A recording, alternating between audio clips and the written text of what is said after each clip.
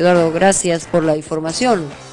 Bueno, seguimos con la doctora Rosa Mavila, punto de conversación sobre el tema este que nos preguntó el señor, que le preguntó esto de los taitas. ¿Qué cosa es lo de los taitas? ¿Cómo se organizan dentro de la cárcel y cómo funciona entre los presos, ¿no? Que dice que son ellos los que mandan, no la directora o el director. Eso es una verdad a medias, ¿no? Ya. Hace 15 años, un cristiano, que ahora es un profesor, un criminólogo, José Pérez Guadalupe, se metió en a la prisión, y antes en Lurigancho podías andar de un pabellón a otro con más libertad. Entonces los presos le creían preso, entonces le abrían su corazón. Entonces sacó un excelente libro que se llama La ideología Faite, la ideología Barruntay.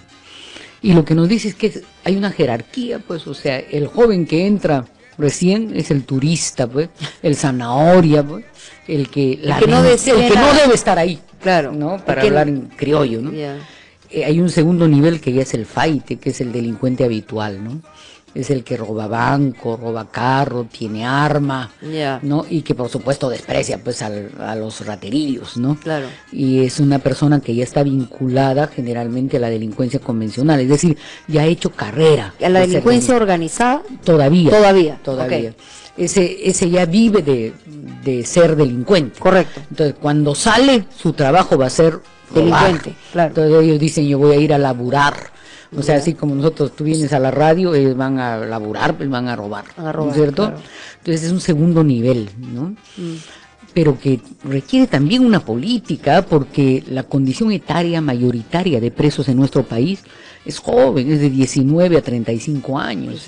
Sí. Entonces es gente que podría trabajar, que no tiene por qué abandonar al delito, ¿no?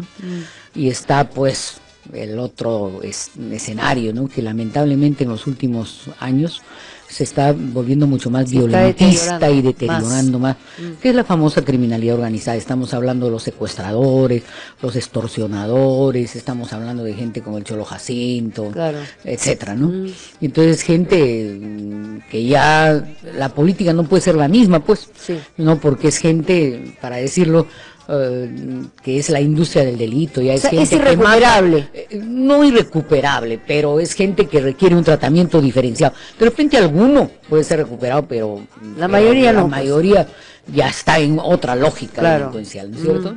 Entonces, en esos están los faites, que ya tienen un lenguaje totalmente cerrado, una estructura absolutamente secreta, y el faite de los faites le llaman taita, pues, ¿no? Que es el que está por encima de todos, el capo, para hablar como los italianos. Y cuando hay un problema es el que negocia con la policía. Pero hay un taita de cada pabellón, claro, ¿no? Y entonces para definir, por ejemplo, quién es el taita del Lurigancho, a veces eso se define a balazos, ¿no? Claro, y esas son las reyertas. Y con quien tiene mejor alianza y mejor poder de armas, ¿no es cierto?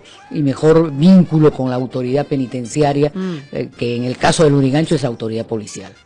Ya, y ahí es donde ese es el que negocia con el policía. Esa es la verdadera autoridad. Cuando hay crisis y conflictos, Mónica, aparentemente tú como autoridad penitenciaria vas a hablar con los delegados, está ahí la Defensoría del Pueblo, negocias que devuelvan armas, ¿no? Pero los verdaderos faites te están escuchando por radio, ¿no es cierto? La faitería no interviene así nomás, claro, ¿no es cierto? Entra en niveles de negociación secretos y cerrados de una red de corrupción. Impresionante. ¿Qué tal la organización? Hola, buenas tardes. Hola. ¿Qué tal? ¿Tu nombre, por favor? Roberto, Mónica. Sí, Roberto, ¿cómo estás? ¿Qué tal? ¿Aló? Sí, te escucho, Roberto, adelante. ¿Qué tal? Qué lástima que lo que la señora Mávila esté contando, o sea, la vida habitual de los correos. Pero es bueno saberlo, ¿no? Claro. Es bueno saberlo. Como te digo, Mónica, qué lástima, ¿no? Porque supuestamente la autoridad es la policía, o el INPE. Sí. Pero desgraciadamente la policía, desgraciadamente, pues, ¿qué podemos esperar, no? Cuando tú en la noche sacas a un policía asaltando una casa... Sí, horrible. O sea, imagínate, ¿no, Mónica? O sea, ¿a qué nivel hemos caído ya?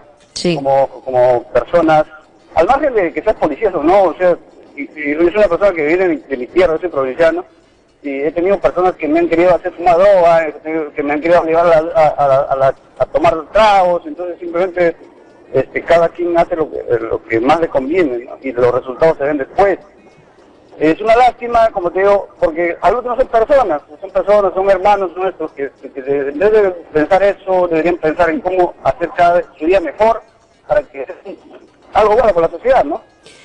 Gracias, Mónica. Bueno, te agradezco, Roberto. Es una reflexión, digamos, en algunos casos podríamos pensar hasta idealista, pero todos quisiéramos que así sea, ¿no? No es así, Mónica, ¿No? porque en la cárcel hay gente inocente o hay gente que ha delinquido, pero ya no quiere seguir delinquiendo. Entonces, la cárcel no puede ser pues ese espacio de subcultura criminal en la que sí o sí vas a seguir siendo delincuente. Sí, pero ¿no? debería quedar claro, Rosa, y en eso probablemente hay mucha gente que pueda, no sé si estar de acuerdo o discrepar, pero sí deberían categorizar. Por supuesto, Porque, hay que clasificar. claro, hay que clasificar, porque hay gente que sí, efectivamente es irrecuperable. Hay gente, aunque todos creamos que hay, que solamente Dios y los imbéciles no cambian, hay muchas evidencias. Hay gente más difícil. Hay de mucho cambiar. más difícil de cambiar, y claro, los recursos o los mayores recursos deberían estar hacia quienes A los jóvenes. pueden ser recuperados, ¿no? A los primarios.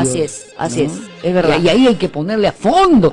Mira, hermana, en Argentina hay universidad en la cárcel. Claro. Hay gente que estudia la universidad en la cárcel y que sale después y hace gestión carcelaria, humanista. No hay plata para hacer tratamiento en nuestro país. Los presos no tienen en qué trabajar. Cachuelean y eso. Y eso sí.